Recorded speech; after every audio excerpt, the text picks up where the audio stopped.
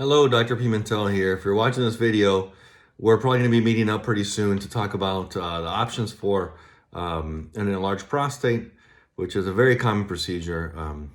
Probably about 50% of men in their lifetime will have some issues with it if you get to reach the age of 80.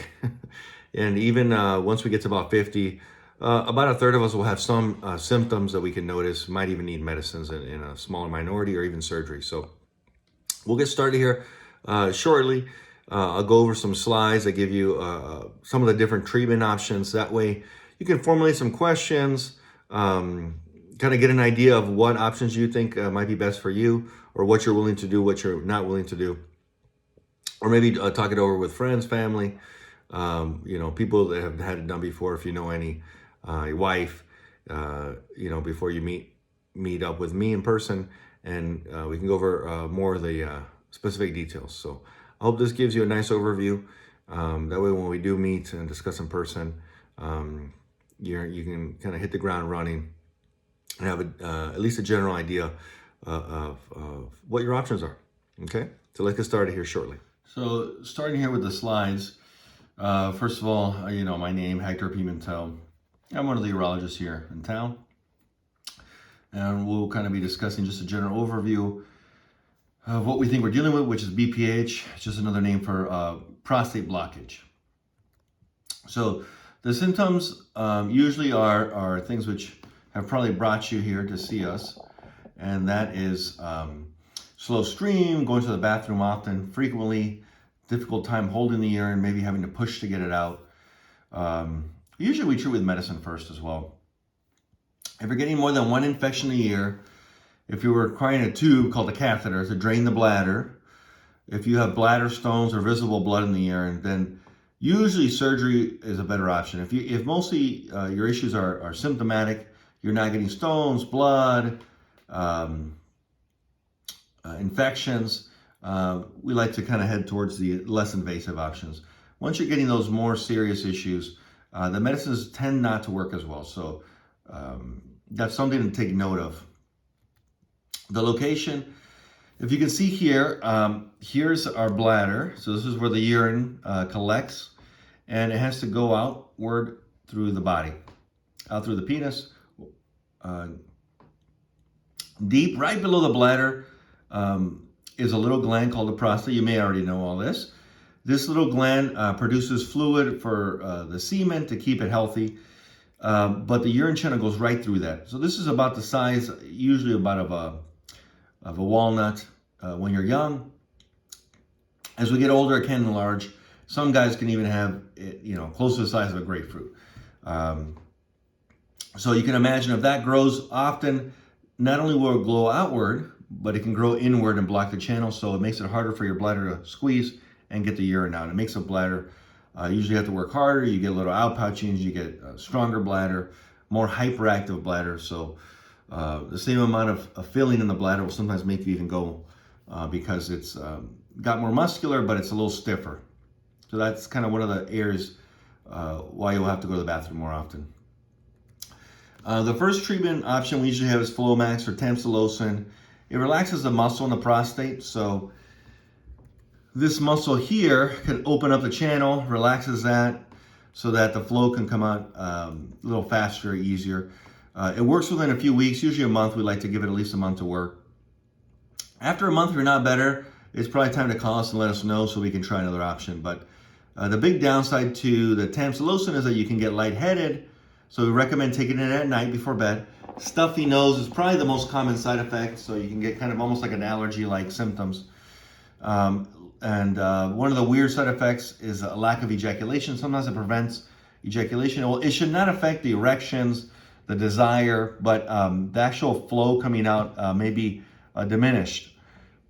Obviously, that's not dangerous.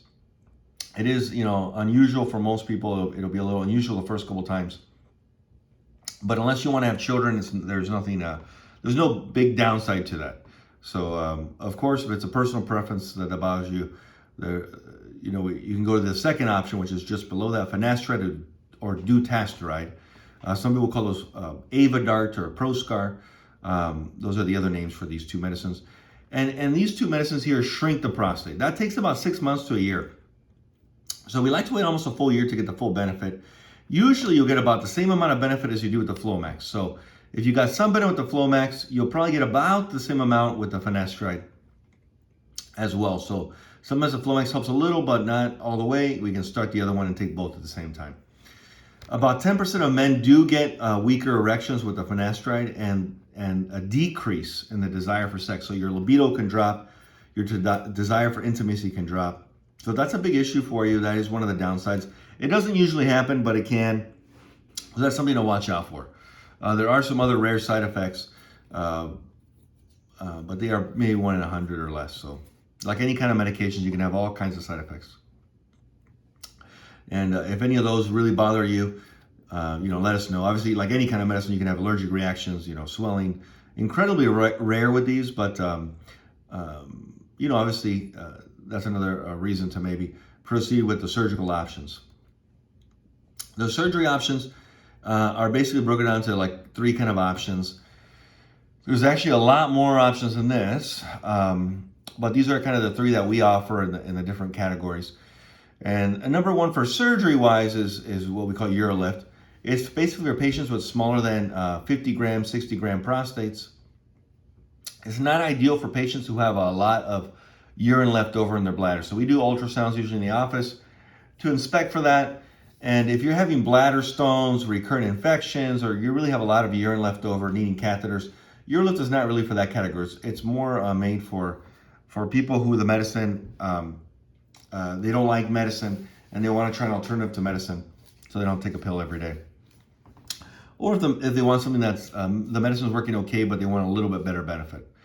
The second option is actually removal of the tissue that's grown inward.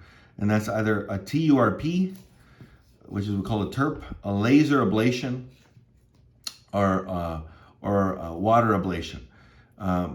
And all those are removal of tissue. So we remove the stuff that's growing inside of the channel. So we'll give you guys a nice open channel.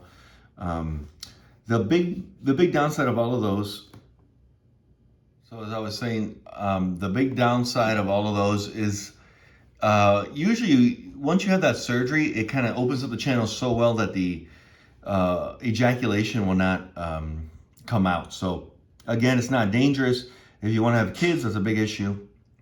But otherwise, removing the tissue from the inside out with lasers or with cautery has that big downside. The water ablation is a newer option, just like UroLift. It doesn't usually cause that. It can't cause that. Maybe 10% of the time you can still have that, but it's like a 90% chance that will happen with the TURP or the lasers. With the water ablation or UroLift, that's only about 10%. It's the opposite, basically, that will happen, but it's still possible. The only issue with the water ablation is relatively new. We have a lot of good 5-year data, but it does look pretty good. I think they're all going to be pretty comparable.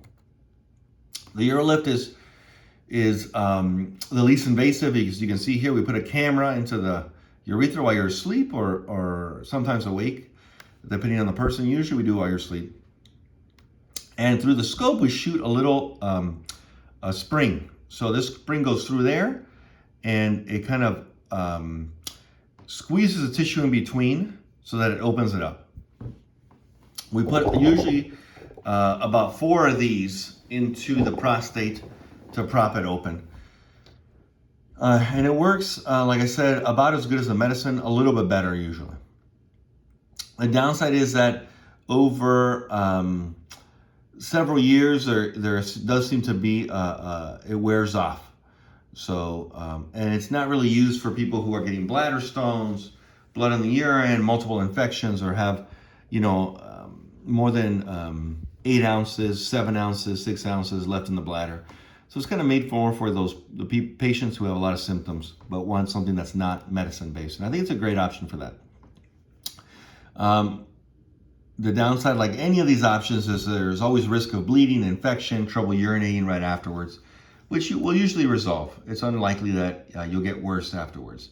But sometimes it doesn't work as well. So something about 70-80% of people will be a lot better.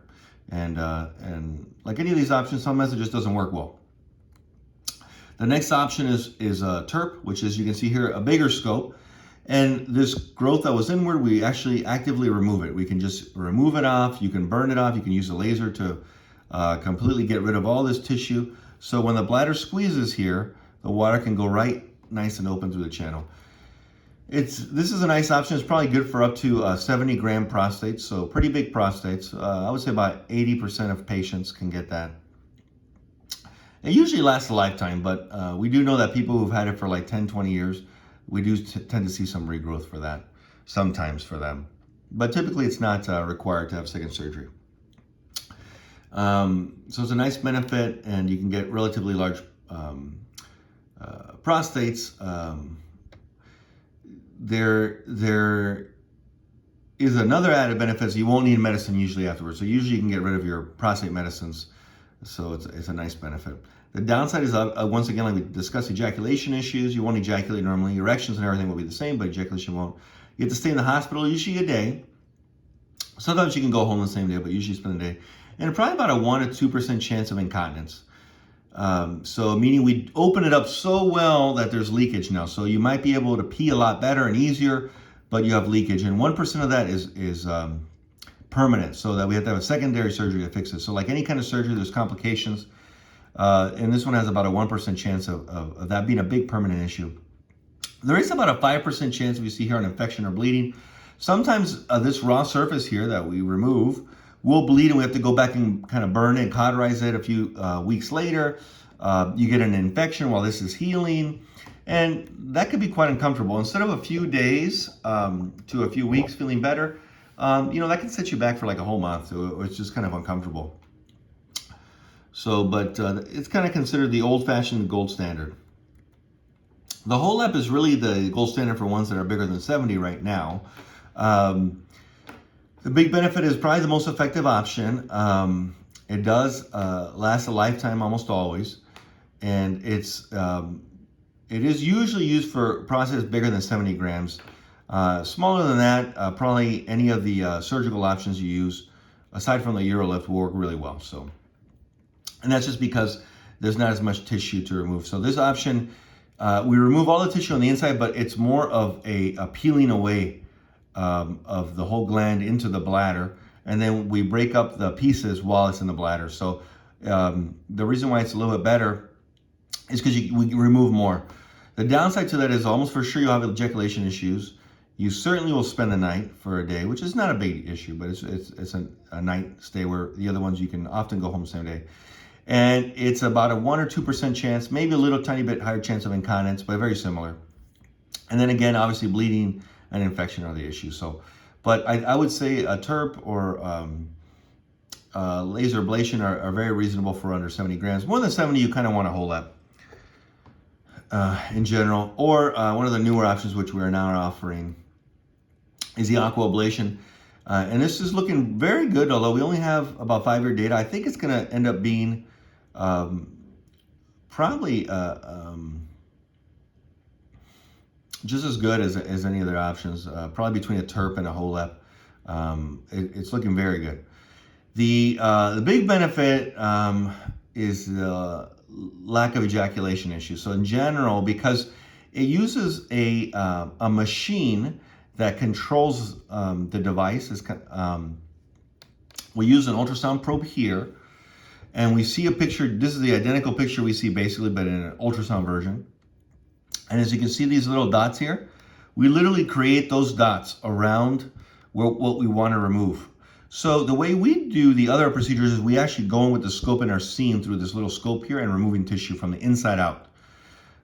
So we don't see the whole process, we just see the channel, so we widen that channel.